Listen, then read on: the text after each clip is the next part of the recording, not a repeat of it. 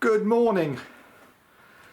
On social media it's come up about track power, and I'm going to explain simply and easily how track power works when you're running digital and analog, and how I believe is the best way it should be wired up and what you should do.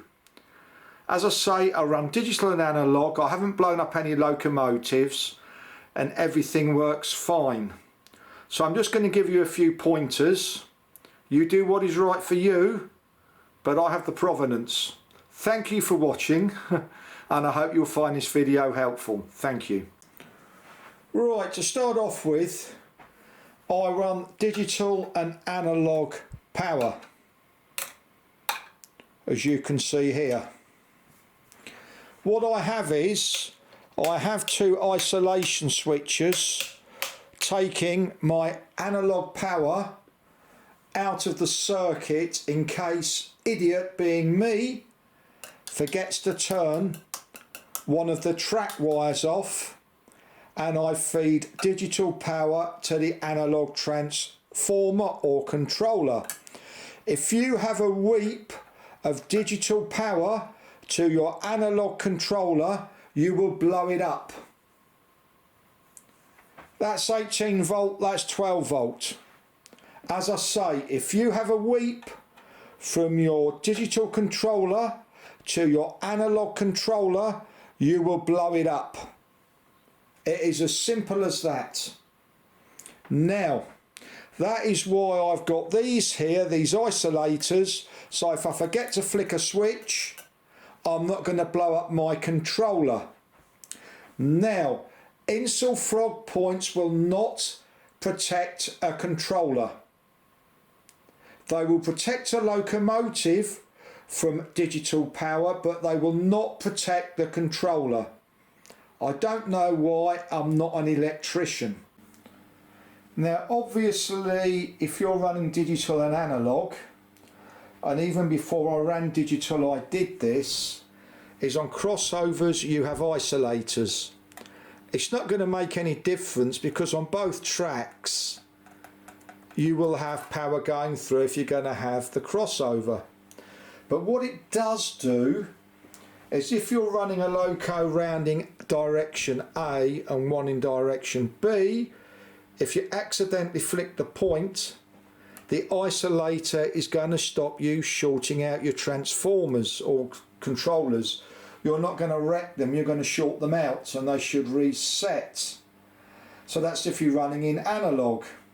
Another reason I use the SL-11s is because if I'm running digital and analog, as I've said, the Insul frog points will not protect the analog controller from the power from the digital controller.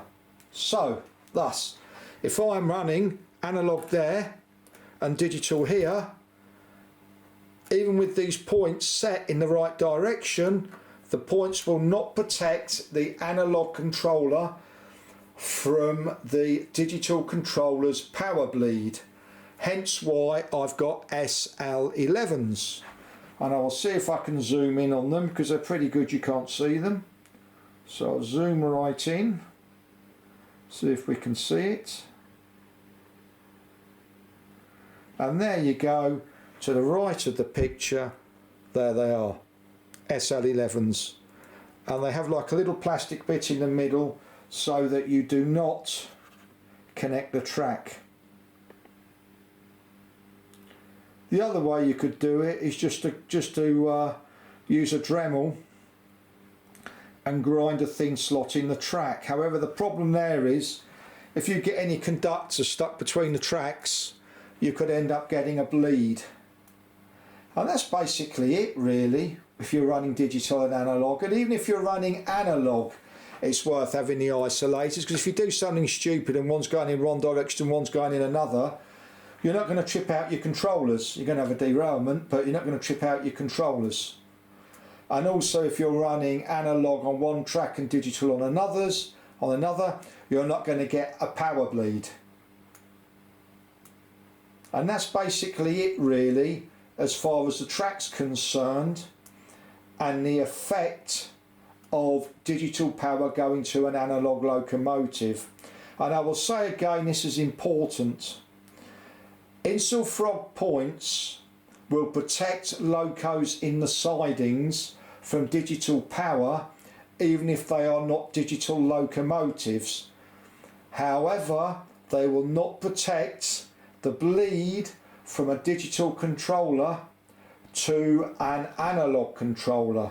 The analogue controller will blow up. That is really where you've got to be careful. And to finish off, as I've said, if I have a bad hair day, I've got these isolators to my analogue controllers if I don't flick the power across, if I do anything stupid.